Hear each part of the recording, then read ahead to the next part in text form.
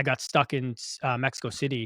Can't speak a lick of Spanish, and I had too many batteries, so they wouldn't let me go on. And I'm sitting there telling them, they're like, you need to put this underneath, and I go, I can't. It'll explode. Nice. And like I'm saying dude. this out loud in an airport, not realizing. Oh my God. Yeah. I just found this thing the other day that I thought was really interesting, and I don't know if you've heard of it. It's called The Moth. I have not heard of it.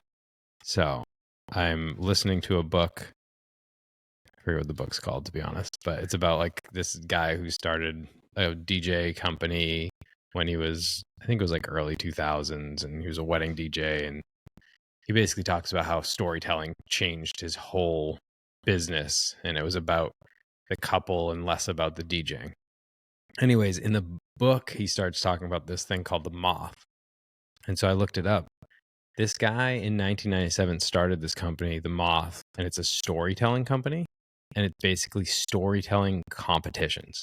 Oh, that's cool. It's sick. So I started looking at it, and they have them all around the country, and they're live. And so people just get up and tell stories. Wow. And it's a competition. Dude, I wish I was that good. I suck at telling stories. So this is the challenge. I think we got to go. Wow. Dude, you got to do one. I think. Oh, I would not. I mean, I'd get up on stage and just freeze. I'd be like, Dude, I think it would be fun. I listened to some of them. So they have a podcast. It's a nonprofit. He's a novelist, the guy who started it. And he wanted to like create this moment of like what it felt like in Georgia on his porch when they were just hanging out and telling stories with his friends. So he started this thing where people just got together and told stories, and then it became like a national organization. Cool. Is the podcast everyone's story, like different people's stories? So it's live. Yeah. So the podcast is like the recording. Yeah. So, and then it's almost like tournament style. So like you go to the one in DC, and if you win that one, I think you can go to like the next level. So they have them in Boston. So I think we should go. Dude, you're good at telling stories. My beginning, I start with the end, and then maybe I'll sprinkle a little in the beginning, and then like I'm all over the place. I'll start ranting. I'll go off, talk about politics, and I'm a hot mess when it comes to storytelling. That's okay. It's just your style of storytelling. There's no wrong way to tell a story. There's not, but mine's a little special needs storytelling. So. Well, with that, we're gonna have our own moth competition, but not a competition. I think we're just going to tell stories this episode. So do you have something you'd like to share? Yeah, well, I mean, I'll start off. I had a crazy experience when I'm going to try to keep this in order so it's a decent story. But when I was first starting out as a videographer, whatever, I had a job with a fly fishing company, and we used to go to Cabo every year. And I would just film his company, film content for him for like a week. And it was just awesome. Sounds awesome. Yeah. So we were supposed to go again. He buys me my ticket. I get on the plane. I'm a terrible traveler because when I travel, I just put on headphones. And if you tell me to go here, that's exactly where I'm going. I follow directions to a T. Like you tell me this is where I'm going. If there's a delay, I have no clue. I'm not looking at screens. I'm not looking at anything. I'm just sitting there and I'm waiting. You need people with signs everywhere. When you get to the airport, 100%. Like, Dan needs to be here. I am the worst traveler because I just go in the direction you tell me to go. So I'm in the airport. I headphones in. I'm just following directions. I get to my thing. I get on the plane, and we start flying. And mind you, I just went to the same exact trip last year, and it's like a desert, Cabo San Lucas, in Mexico, just a dried whatever. So we're flying in, and it's all green. It's like a jungle. And I'm sitting here like, I know I don't have a layover. There's no way that this popped up in a year. And I'm like, oh my God, like, what do I do? This can't be the right place. And we land, and they actually wouldn't let me out of the airport because I had all my camera gear, all of my equipment, drones, cameras, everything. They wouldn't let me out of the airport because I didn't have like a return flight from there. A return flight. Oh, so it ended up being I was in San Juan, Puerto Rico or something. So nowhere close. Nowhere close. And so the confusing part was on the boards, like it's like San Juan, Cabo San Lucas, but then there's like San Juan, Puerto Rico or something. But it was just it's off by like a letter. Yeah. So I had no clue. And I guess when he booked my flight, the booking agent booked it to the wrong place. So I technically wasn't wrong. Oh, so you're following directions. I was following directions to a T. Yeah. It makes yeah, sense that they wouldn't let you on a plane the wrong way. right. So yeah, right on accident. Yeah. Yeah. So anyways, yeah, I get to the airport. They wouldn't let me leave. I had to buy a ticket back to California and then fly back to Cabo. I mean, it was the Jesus. it was terrible. And then I had to go through oh my God, what was that place that was terrible and they just cleaned it up? I don't know. I mean, there's a lot El of terrible. Salvador. I had to fly to El Salvador. I don't know if it's that bad. Well, not I mean, anymore. it was. It was terrible, yeah. Yeah. And like a week or the next day or something, maybe a week after, like a plane went down over there, and I was like, "Oh my God." Damn. So yeah, and I ended up making it to Cabo San Lucas and did the shoot, but that was probably the craziest flying story that I had. And the year prior, it's everything to do with this guy. The year prior, I got stuck in Mexico City. Can't speak a lick of Spanish, and I had too many batteries, so they wouldn't let me go on. And I'm sitting there telling them, they're like, "You need to put this underneath," and I go, "I can't. It'll explode." Nice. And like I'm saying this out loud in an airport, not realizing. Oh my God. Yeah. And the drone batteries, like I have my big drone hanging there, but it's like those big ones. It literally looks like a bomb. Like it has the wires coming out red and blue or whatever, and like it looks terrifying. Yeah. And yeah, so I missed my flight. They finally let me go. They wanted me to pay a bunch of money because I had all this camera gear. I would just play dumb, and I'm just like, nope, I don't have any money. Blah blah blah. It was terrible. Dude, but that's how it is traveling with gear. It's like every time you travel, there's something. They take everything out.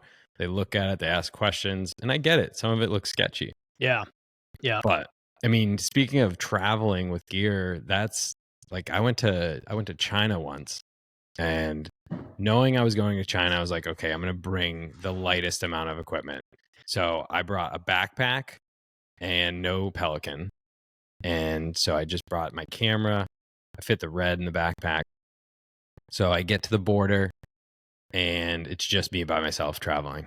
And I'm there to film a Spartan race. And they basically hold me at the border in the airport, and they start talking to each other in Chinese and looking at me and making me feel like I did something wrong. Right. So they would speak to each other, and then they would just stare at me and like kind of shake their head. Like, and I had nothing that was illegal. Right. I just didn't know I've never been to China. So should have had those meta glasses on, translate for you. Yeah. So I'm like waiting there. They go in a room, these two guys, they come back out of the room. They talk to each other and talk to this other person who's like checking my passport. Then they go back to the room. So they keep this thing going to make it feel like maybe I'll like break down.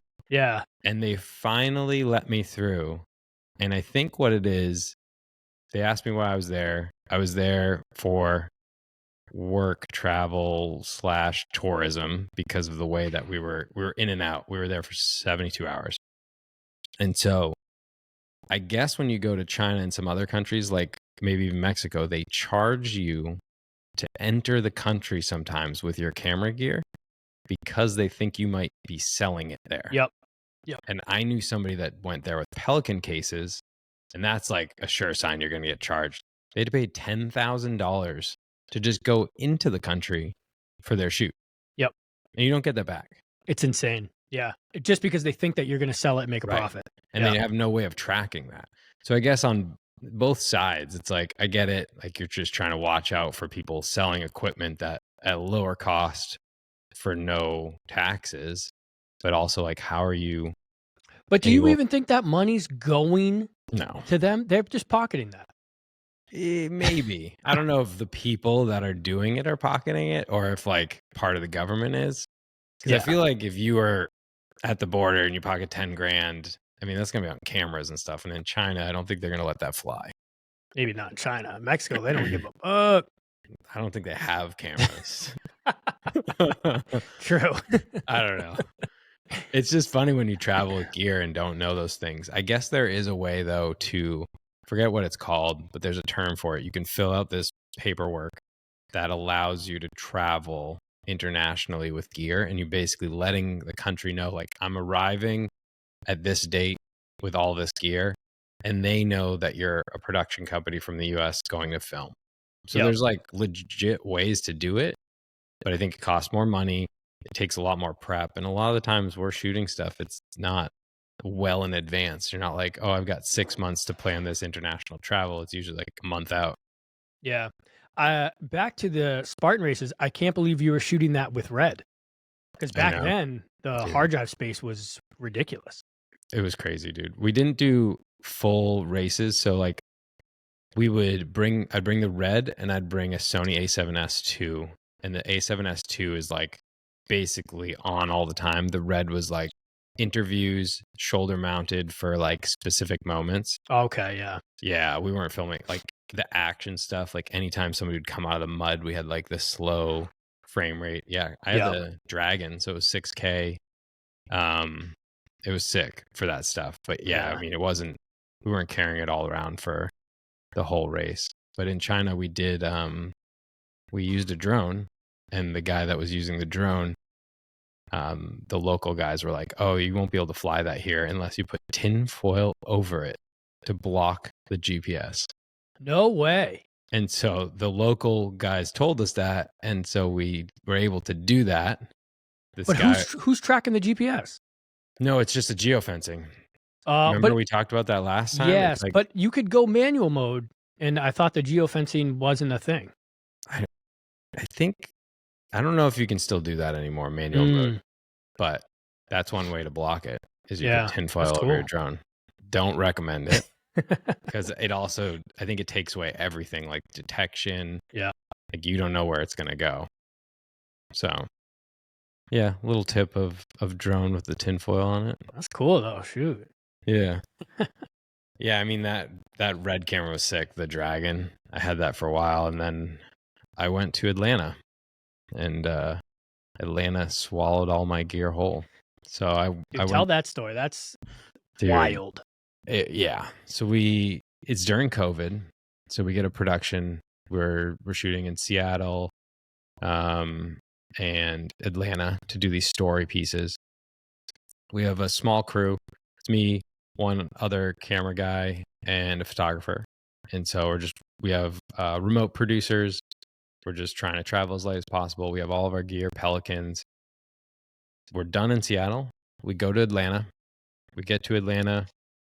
We get our rental car and we start filming some B-roll of the city. So we're driving through the city, filming some B-roll, buildings, things like that, capturing as much as we can. The shoot's the next day. So we're like, hey, we'll go grab some lunch after shooting the B-roll. And we got to find a place where we can see the car because we're going to leave the stuff in here, but we're going to be able to see the car. And so we find this taco spot, park outside, right next to the taco spot. I can see the car. It's about 30 yards, so not too far. Can perfectly see it through the window. There's three of us. We're sitting there. We can watch it. We order some food, order some drinks, have a great time, and we go back out to the car. Still all good. We turn the corner to get into the passenger side, and the back door, one of the guys opens the back door, and there's just glass everywhere. Like glass just shattered everywhere, just out of the one window. And we're like, oh my God, what's taken? Because a ton of the Pelican cases were still there.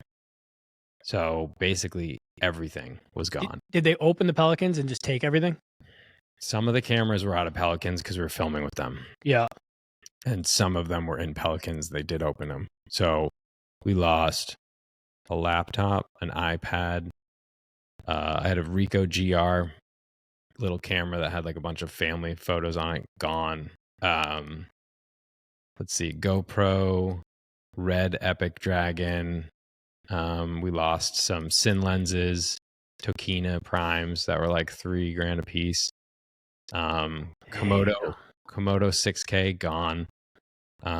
And that was my first Red, the Epic. So I was probably going to try and hold on to that forever, maybe, because it was kind of cool and like my first ever Red camera. And so that was gone. Batteries, a couple of them were taken. All of the photographer's gear gone because it was in a backpack. All of it. So we basically called the cops. Cops showed up. They were like, yeah, this happens all the time. I'm like, okay, it's daylight. There's like 20 people walking dogs nearby. It's just people don't want to confront the person, obviously. Yeah. They don't know. And it was during COVID. Guy had his hood up. He did it in 20 seconds because they have it on camera. So we were like, well, if you have it on camera, then like we're going to get this guy, right? And they're like, not necessarily. And they wouldn't let us see the footage. Not really sure why. I don't know if that's like a It's weird. police thing. So we then have a shoot the next day. We have no equipment, zero. So we're freaking out because we just lost all of our equipment. $75,000 worth of gear gone, completely gone. We had to go return our rental car because we had a busted out window. So bring the rental car back. They're pissed at us because the rental car has a smashed window. They're like, what did you do? Like, what does it look like we did? We were blasting music so loud that the freaking window blasted out. The line for the rental car was probably an hour and a half long. So we had to wait another hour and a half. We're calling rental houses. We're talking to the client, or not the client, the producer who was remote. She's helping us navigate it. She's like, we got to try and rent some gear.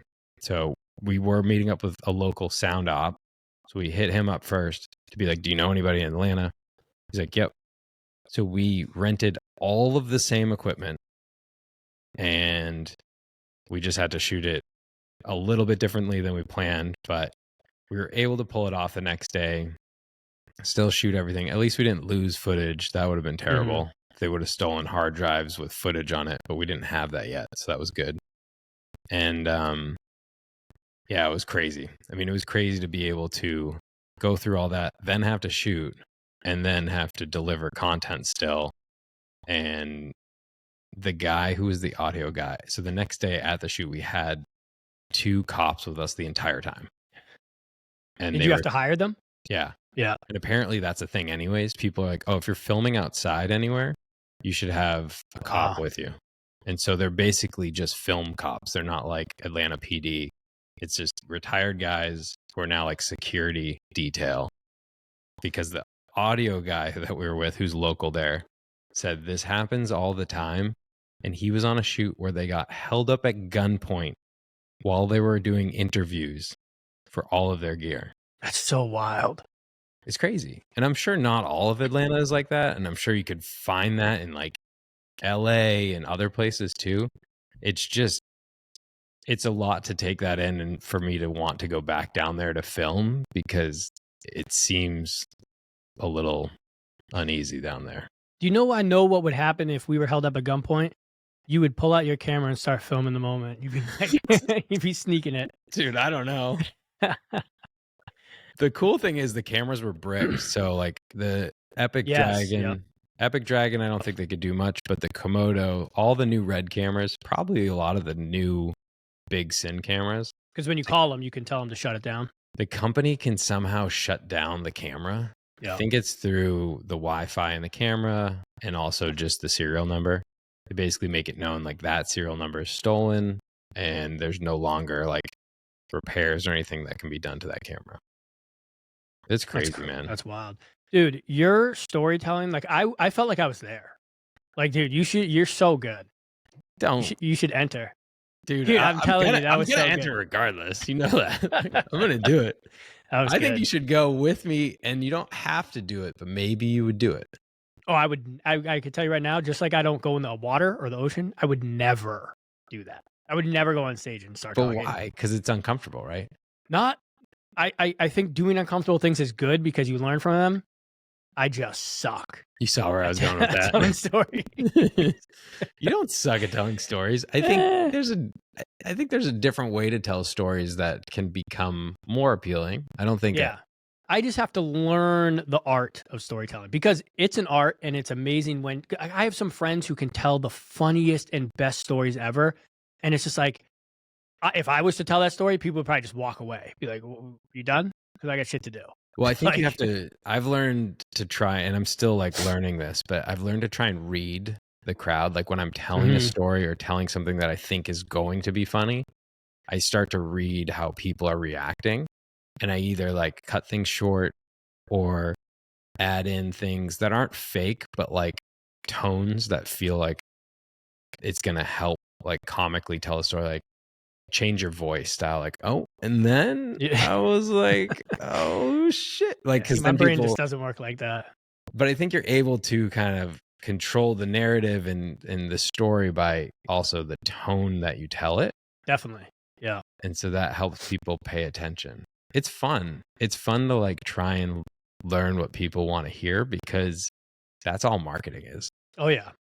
I mean, Yeah. we know that from watching, like, all these different companies like Liquid Death, Yeti, they're all making the content that people wanna see, Mhm. and people are too worried to put out, probably.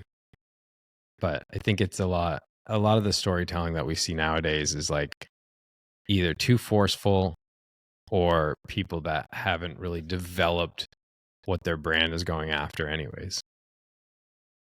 Yeah, I think that that's a big one. People are yeah, I think people are just forcing content out, not really thinking about I mean, we were talking about that with the DJI thing. It's like, how cool would it have been for that new gimbal that came out is if they did a story Right. on the person using the gimbal, not just the gimbal, Yeah, and I think there's a lot of companies missing that, Mhm. and maybe it's because they know they're just gonna sell it. Right. Maybe it's like, we don't need to do the brand voice thing, like DJI, I couldn't even tell you what they stand for. Like, they're just True. they make shit that people use. That'd be Like, that'd be a sick tagline. We make shit that people use. DJI. I mean, it's I guess when you get to that point though, like, Sony doesn't do it either. Like, some of these companies, like Apple still does it. They don't Mhm. need to, I but was gonna say they don't need to at all. but they They could love save it. so much money. Yeah. Google doesn't need to at all, Yeah. but they love it. I don't know why that is. It's like Vimeo, for instance. Vimeo was before YouTube. Was it really? Yeah, like, Wow. just a few months But isn't Vimeo paid to be a part of it. to be a part of it, but and to watch stuff, or you can only watch like certain things, right? I think you can watch. I have a paid account for our production company. I don't think you have to pay to watch things. I think you have to pay to host some stuff, like, Oh, to a certain level. It is geared I mean, that was their whole model, is, like, gearing it towards hosting and a platform for creatives. YouTube is, like, for everyone to use, and it's, like, giving everybody a platform, which is great, but the problem is then there's too much stuff out there. right. But do you think Vimeo would have done better? I mean, I don't know how well they're doing now, but do you think they would be larger than they are? Because I guarantee I could ask like my wife, my sister, my kids. I could be like, "Do you know what Vimeo is?" They'd have no clue. Yeah. But if you ask somebody in our field, they would know. And so Right. I think they would have done way better, but maybe that battle wasn't worth fighting. And they're still around now. They just hired a new CEO, and he's bringing in this whole idea of, like, they're going to make it more for the creator and hosting and also distribution, which I think is smart. So, like, YouTube, you can do premieres and people can pay. Yeah. I don't know that that's ever gonna do well on YouTube because people are so used to, like, "I just get shit for free. This is my Right. thing."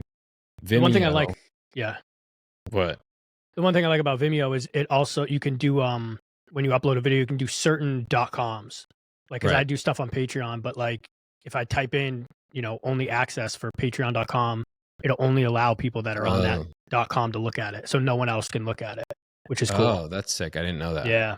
Yeah, you can make, like, showcases too for clients. So, like, if you wanted to put like, if a client didn't wanna host their own videos, you could host them there. I think it's easier to host stuff there than YouTube, and I think it's less likely that somebody's gonna find it if, like, people are, like, trying to keep it under Right. wraps. Like, even though you can do YouTube private, I think it's just an easier way to do distribution. So maybe that's their model moving forward. I know they're going to like have some AI tools that they're going to use for editing. So that's kind of a new thing. I don't know that does YouTube do editing built I in? don't think so. I don't think they do. Maybe they're starting to, and I haven't seen it, but Vimeo is going to try and create all of that in there so you can like trim your video.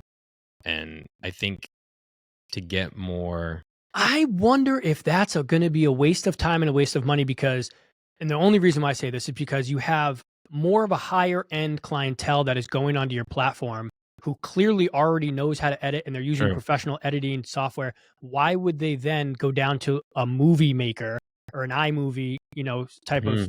editing thing to edit a video that they're already going to edit and then upload? They're just uploading it to Vimeo. Yeah, that's true. That's a Maybe weird move for them, I think.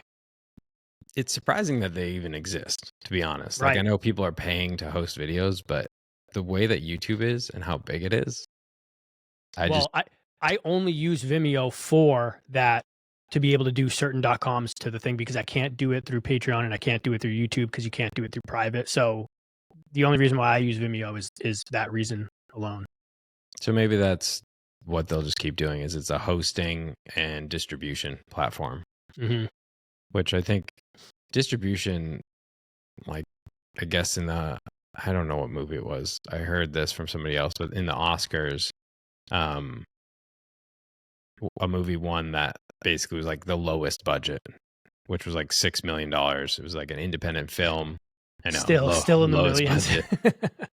But I think we're gonna start seeing that more, like people creating great stuff using less money, and these big like blockbuster budgets are gonna go away because Dude, absolutely. I don't even think it's the gear. I mean, I think it's the location. I think it's the actors that are a lot of money. I mean, the Civil War, the DJI the 4D, yeah, 4D is what, like 6 or 7 grand? right. Like, that's not crazy. No, it's not gear. It's probably location, actors, and crew. And I Mhm. think crew comes in when you start. I mean, you see some of these like sets that people light, or like you look at, like I watched Dune. Have you ever seen Dune? No. Dude, sick. You should watch it. So, I mean, it's an older movie, but I watched it the other night, and the set design is incredible. The costumes are crazy. So, like, you look at that, like costume design, Yeah. tons of money pours into that, which makes you feel like it's a real place. Like this Dune's supposed to take place in like the year 10,000. So it's like futuristic, but it's different colonies of people. And it feels very Star Wars, but less crazy tech stuff, I think, and more just like realistic, believing that this could be a possibility in the future. But the graphics were sick too. And you know who did the graphics, at least on Dune 2, and just won an Oscar? Is Tell me the guy we had on the pod. Yeah, No way. David from Territory. Unbelievable. Dude, they just won an Oscar for Dune Part 2, all That's VFX. sick. I know. That's so sick. David, we have to have you back on again. You got to talk about that. I mean, That's awesome. Congrats. yeah, those movies are sick. And the graphics, they blend in, at least for the first one, they blend in so well that it doesn't feel like it's not like a Minority Report where there's like, oh, crazy screens and stuff. It Yeah. feels like it's part of what it is. Like it's See, that's part of, great when they don't overdo it, especially for the second one. yeah. Yeah. Yeah. I want to see the second one. Haven't seen it yet, but Yeah, I just watched Wedding Crashers again dude, so with good. my kids, and I was like, "Oh, I forgot how inappropriate this movie was." You're like, yeah, it was great. Because my youngest is 12, my oldest is 15, so Oh, we're just Jesus. watching it, and then I'm like, "Oh, wait, there's nudity in here, a couple shots," and like some of the stuff they're saying, I'm like, "Oh my god." So I had Yeah. to cover their eyes and ears a couple times. I know you kind of breeze through that when you watch it and you're older and you're just like, oh, this is funny. And then you So go to funny. show the same content. You're like, or the same thing could happen with your kids where you're like, you got to watch this. It's hilarious. And then they're like, I don't think this is funny at all. Yeah, they Like, don't oh, get this is the it. best movie of all time. And you're like, no, this sucks, Dad. Yep, they just don't get it. I feel like that's going to happen to me with my son. Like, I'm like, dude, you got to see this. It's the sickest video. Or like, check out this snowboard film. It's like, they're not even doing 12 360s. Right. Like, what is that? Is that what people used to do? Yep. Dude, it's funny looking back too at like old movies or TV shows and stuff, and just the quality It's of crazy. dude, it's hard for me to watch it again because I'm like, this is terrible. Like, how did we Yeah. watch this back then? But we didn't have the, 4K or whatever. It's that, and it feels like certain movies back then, the acting maybe isn't as good. Yeah. Certain movies, there's Yeah. definitely some that stand out, but it's almost like everything, as long as it was being filmed and it had lighting and A-list actors, they just went with it, even if the script wasn't as good.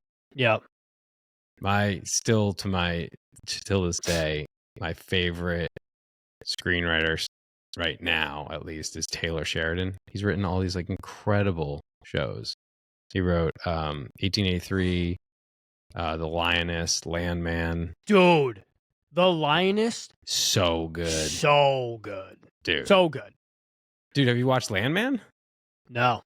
It's good. It's a different tone because, like, dude, Lioness is just Dude, it was unbelievable. next level. Yeah. Have you watched Mayor of Kingstown? No. Dude, you'd love that then. What are these on? Hulu? Mayor of Kingston is on, I think it's on Prime, but it could be one of those like Prime Paramount crossover Dude, things. I hate that. Yeah. I It's hate like that I already too. pay for it. Now I got to pay again for 'Cause this I freaking go to movie. log into like Paramount Plus, and it's like, you don't have an account. I'm like, but I just watched it the other day. And then I'm like, oh, I forgot I have to go through this Amazon portal Yeah. to get to because I pay through Amazon. So I have that. So, dude, Mayor of Kingstown is sick. And I think All right, there's I'll like check that out. 5 seasons. Dude, I love it. I love when there's so many seasons because if it's a good one, you get hooked. Oh my It's god, so good. It's It's the best. about takes place in Detroit and like Michigan area. It's like in a different part of the city, and it's just about this city and like how, like, basically about a mayor and like all the politics and how things are like corrupt and people are like friends with certain gangs and like police officers are corrupt. It's so good. Yeah. And the acting's incredible. There's some SWAT stuff in there too, similar to like Lioness, where you get that like tactical action. Love that. Yeah. Those are Right. my kind of movies. Linus is like right up my alley. Yeah. So he wrote both of those. He Wow. wrote 1883. I think he wrote Yellowstone. I never got into that. I didn't either. But I also think there were a lot of conflicts with him and Harrison Ford. Mm. I guess they were both like, because they both direct too. Yeah. So this guy directs. I think he also tries to act, but he's not the Taylor Sheridan guy. Yeah. But I guess he's not that good, or at least some people say he's not that good. But I mean, how killer is that to be the screenwriter of so many like epic shows currently that people love? Right. That just means you're a great writer. That's like those people you like the Harry Potter woman, Yeah. who wrote the book, and then she'll write, J.K. under a Rowling. pseudonym or whatever, and it's like, and it kills. That means you're just a great writer. How do you come up with that too, though? Like, she built a world that now, I mean, like I feel like that's pretty easy. Not right, fucking Harry Potter over here. No, but I mean, like, that's everyone's imagination. It's like you come up with this, she's just good at putting it on paper. True. I feel like the imagination part of Harry Potter isn't crazy. Maybe when you get to the third or the fourth, and then you really got to start thinking of stuff. But I don't think it was. I think it just hooked. It's people love the fantasy world and all of that. I think it just caught on. Do you think writing books is the new newsletter podcast? Like, I feel like people are now writing more books than ever.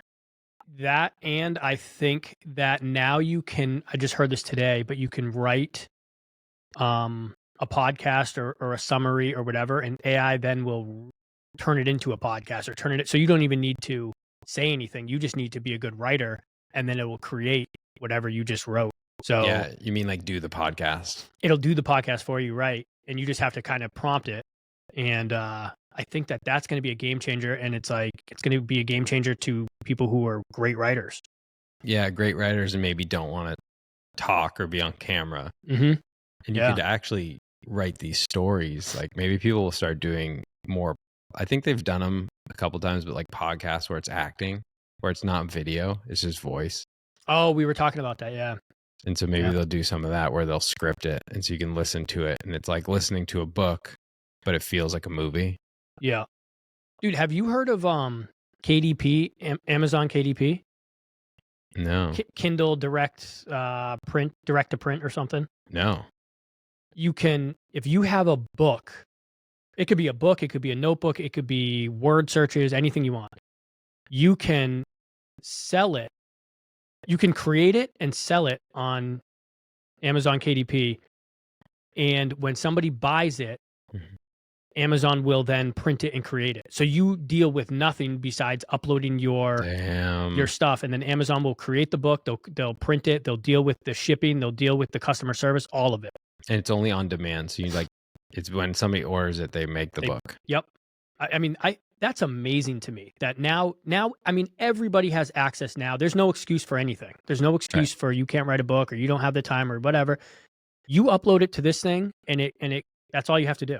Yeah. You don't have the time because you're not making the time. Right. Because you're using your time to do other stuff, which maybe is more important. But if it's not, you should switch your time and do something like you're saying. I mean, there are so It's many amazing. avenues. Yeah. You could create content, do a podcast, write a book. I mean, you've never had, and maybe that's why there's too many options now for people.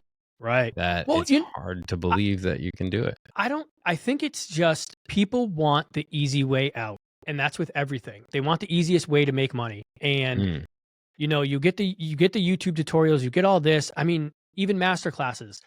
Everything you want to know about anything, video, trading, anything, politics, you can find every single answer on YouTube or on Google. You can look it up and find everything.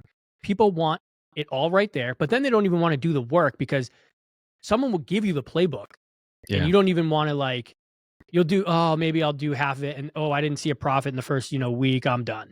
You know what I mean? Like it's so frustrating to see that because it's like you have the playbook to do everything and you just complain and say, oh, I can't do it or it's too hard or I didn't have that information. But that's why it doesn't scare me when people are like, well, AI is taking over video and people are going to be able to write scripts quicker and film their own content because they can go buy a camera. I'm like, yeah, but like motivation needs to be created too. Yep. And motivation needs to be created through the person. And there's a lot of that that's lacking. 100%. So I think I mean, like you said, there's so many platforms, but not everybody's taking advantage of it. And it's there for anybody. Yeah. I mean, as long as you have access to the internet, you can create some sort of content. Yeah. About anything. It could be about, like, it sounds crazy, but like maybe something you do in your life that's ordinary is extraordinary to somebody else. And I think that's where people are trying to dig too deep and be like, well, I don't have any skills. I don't have any specialties. Like, think about the things that you love. Maybe you really love something that other people love and they want to learn more about it. Yeah. I mean, dude, the most paid TikToker doesn't say a word. Really? It's that, I forget his name, African I forget his name, but he's the one who does like someone will do something and then he's quietly like he'll do it simply, you know what I mean? Like this is what you're supposed to do, but he won't say anything. Like someone will make an egg and they'll flip the pan instead of the flipping the egg. And then he'll just be like, but he doesn't say anything. He gets paid over like 20 million from TikTok on all of his videos. It's just like, he shows a video of somebody doing something, then he does it like the easier way. Okay. And how you should have done it. Kofi or something. I don't know. Yeah, like how you should have done it. But he doesn't say a word in all of his videos. And he gets paid like 20 million a year from TikTok. That's incredible. I mean, there's a lot of people that do reactions. Like I've seen some accounts where they're like, they just watch musicians sing, and they talk about it. Like, I got a fire idea too. Oh yeah, you're gonna do it on. I'll tell you after. I'll tell you off. So good that we can't share it with the public. I think it's probably pretty fire. I don't think anyone's doing it yet. All right, yeah, don't share it with our 40 subscribers. We don't want them stealing it. That was good, man. That was good. I think that's the pod.